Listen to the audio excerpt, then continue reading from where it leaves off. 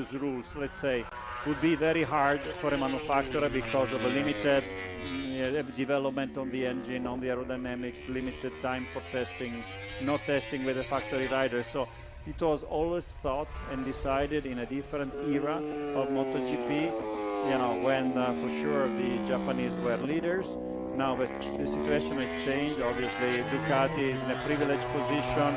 The European manufacturers are very close, and the two Japanese manufacturers, for whatever reason, they need to catch up and get back to where they should be. So somehow you need to accept that you will be slightly penalized. I mean, in the end, you know, it's just no wild cards and limited number of tires for testing, and more freedom for the others, and then the system will be revised twice a year so that, you know, this advantage is not taken to extreme consequences. It's just to reach a level where you are at the same situation as the leading manufacturers, and then let's play with the same cards. So, said, you know, for the sake of the sport, we accept to find, to decide about this new season. For Bagnaia to bounce back from what happened to him in Barcelona, retain the title, show what a top world champion he is. And I think the experience from having already won the World Championship in dramatic fashion from 91 points behind in 2022 certainly helped Pecco Bagnaia. It was so impressive how calm he stayed when the championship got tense last year. We'll have a keen eye on the KTMs here this morning. KTM usually busier than most in pre-season testing. To get an idea of what we can expect from them today, let's head to Jack Appleyard in pit lane with Francesco Guidotti. Yeah, down here with Francesco. Firstly, to talk about what we saw on Sunday, then let's touch on the test. It was a massive opportunity on Sunday. How do you reflect on it now? Yeah, it's still a hard thing. It's still something that we are here to start to understand if the direction is the right one. No Grand Prix victory in 2023, but is this bike ready to win now? I mean, as I said, Is Pedro Acosta, I saw you chatting with him yesterday. What were your words of advice? he can't wait. He can't wait as every rookie every year in this moment. He can't wait, but also we can't wait to see him on our bike. So it's always the start of a new adventure, and for him it's oh yeah, but he has to enjoy today. Only one day, you cannot really plan any special kind of work. He just Their closest allies, Prima Pramac Racing, which will feature this man Frankie Morbidelli alongside one of the stars of 2023, Jorge Martin. They'll also be on GP24s, which means Gresini, Ducati, the Marquez siblings, they'll be on GP23s. And the new Pertamina VR46 squad involving Fabio Di Gianantonio and Marco Bezzecchi. What a year Bez had. Third overall in the World Championship. They will also be on to GP23s. Dramir getting back out onto the circuit. That's good to see. Of course, he missed pretty much the whole of the final round after that FP1 crash on Friday. Grand Prix this year in the Constructor Championship, where Honda scored points in double figures. 2023 has been one to forget, but at least they're going to get a helping hand. We've got to say as well, credit to Ducati, to KTM and to Aprilia for unanimously endorsing the concessions to help out season of his Grand Prix career. Speaking of Sundays, of course, they were so near yet so far, weren't they? Playing a big part in helping Ducati win that fourth consecutive Constructor Prize was Prima Pramac Ducati. What a year it was. A first year at the helm for their team manager Gino Borso. I'm delighted to say he's down in pit lane now, joining Simon Crayford. He is. Gino, thank you for the time you've given us to speak right now. Gino, first of all, we've got to start with the season and Sunday. Can you give us your thoughts on Sunday's GP? Well, Sunday GP finish in a way that we don't like so much, honestly, because what I can say more, we must to start with is the same mentality. We are strong. We are an incredible family team. So now we have another good news in our gardens this season, and for the next one. So we start already 24 with with Frankie in our garage, and we have another challenge in front of us.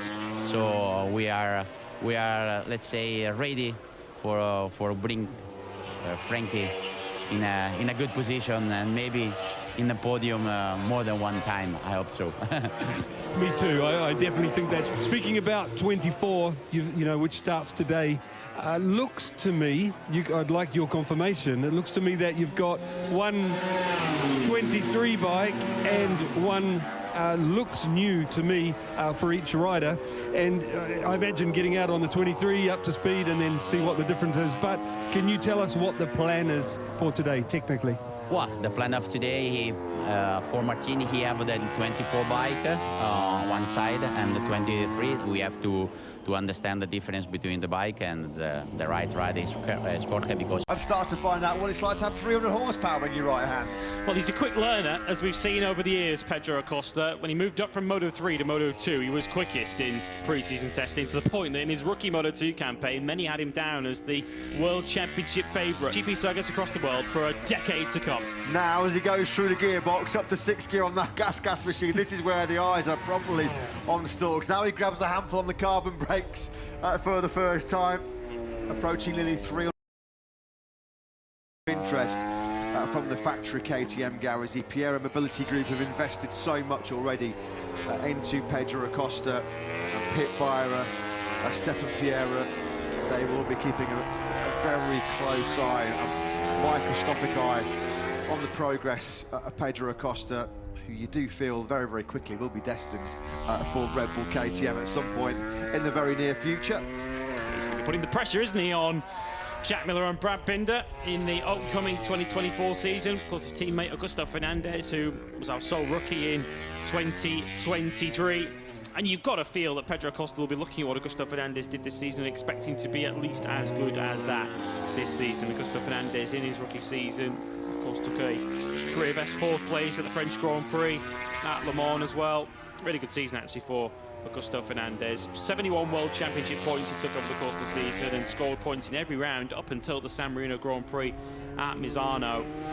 Found qualifying in particular, the time attack pace, the toughest thing that he had to get to grips on. We'll see if Pedro Acosta finds these same problems. So this is the end of Pedro Acosta's 4th lap of the day. His 3rd time lap on a MotoGP bike at 1:34.076 for him.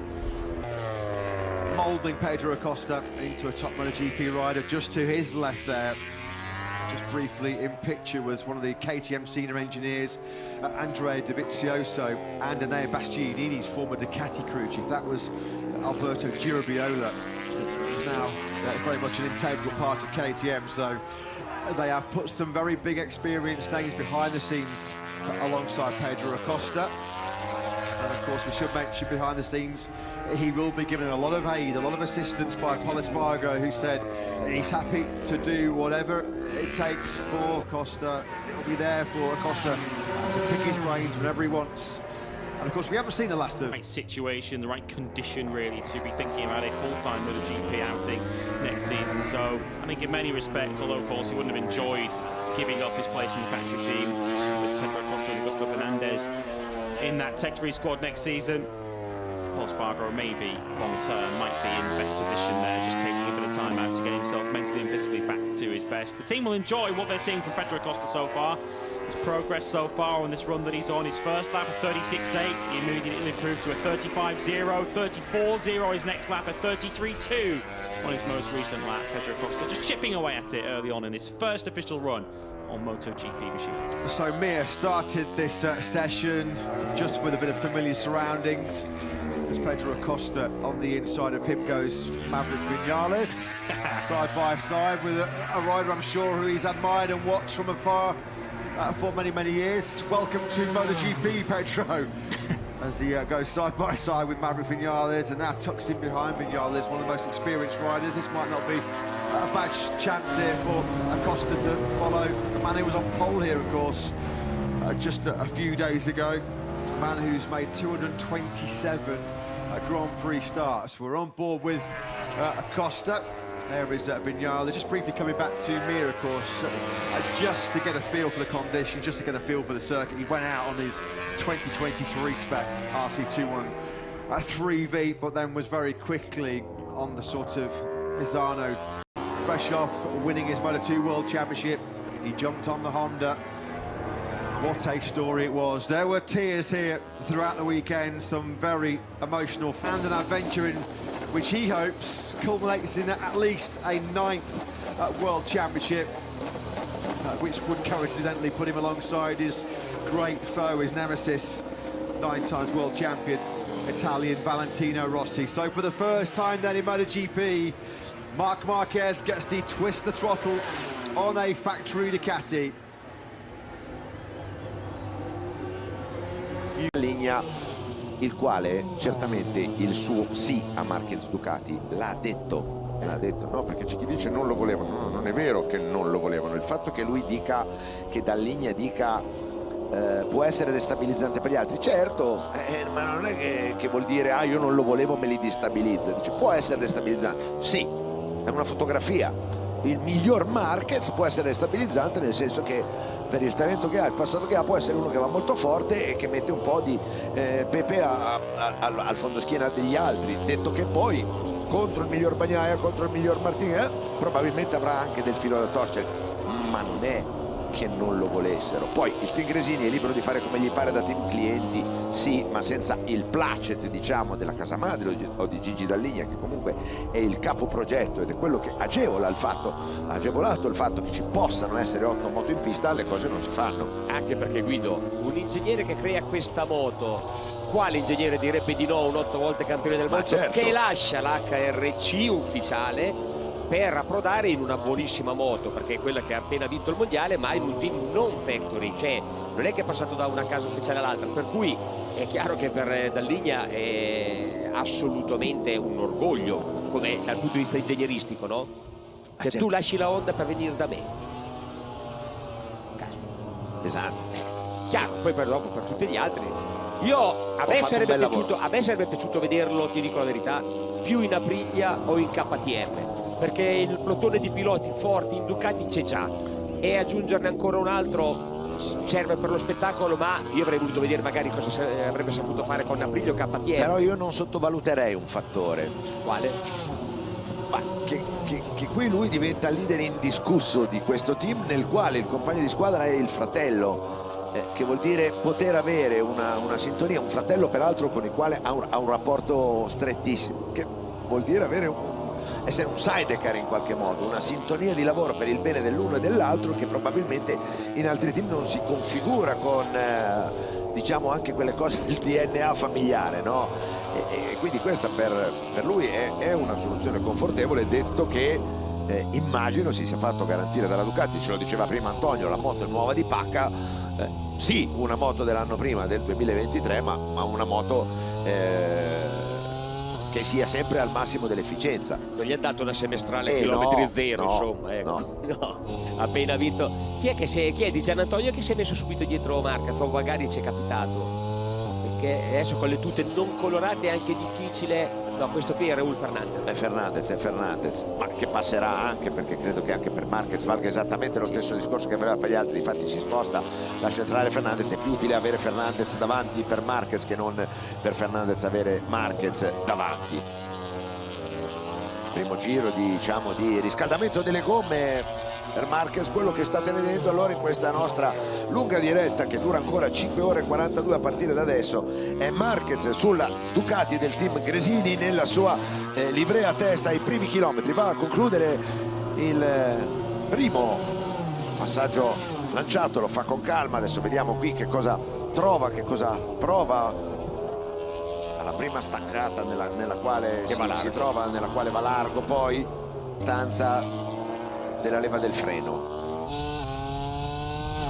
Guarda qua quanto ha tolto, in 31,525 va a prendersi l'8º tempo immediatamente alle spalle di Pecco Bagnaia e davanti a Fabio Di Giannantonio. Quindi direi che questa Ducati comincia a sentirla bene, per il bene che la moto può dare. Ancora non sta spingendo fortissimo, ma già sta spingendo. Eppure guarda Guido, vedi come comunque le caratteristiche dei piloti, il primo settore ce l'ha, 1,28 di vantaggio, come le caratteristiche dei piloti facciano sembrare le moto come le stavano già usando. Cioè se adesso tu non guardi che hanno Ducati, non guardi i colori, il modo che ha di frenare, di buttarla dentro, non sembra che stia guidando la moto che ha corso domenica? Sì. Cioè gli movimenti che ha, gli atteggiamenti che ha mi sembrano gli stessi. Con una moto apparentemente effettivamente meno reattiva, forse un po' morbidina, come è giusto che sia in queste condizioni di freddo. Sulle sue sospensioni la vediamo un po' ondeggiare. Intanto passa nel secondo settore con 77 millesimi di ritardo soltanto da Alex Marquez, suo fratello, che è là davanti, quindi direi che sta facendo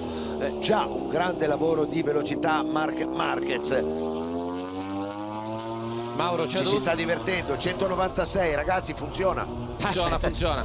Mauro ci ha spiegato tante volte di come Marc Marquez abbia cambiato anche l'utilizzo dell'anteriore. Secondo te potrà ritrovare con questa Ducati anche il suo vecchio, tra virgolette, modo di guidare? Per me sì, guarda, per come la sta usando adesso, che perfetto, mi sembra che sia sopra la sua ex moto, quindi mi sembra che possa applicare perfettamente il suo tipo di guida così come arriva. 3683, attenzione, il terzo tempo per Marquez al suo primo contatto con la Ducati.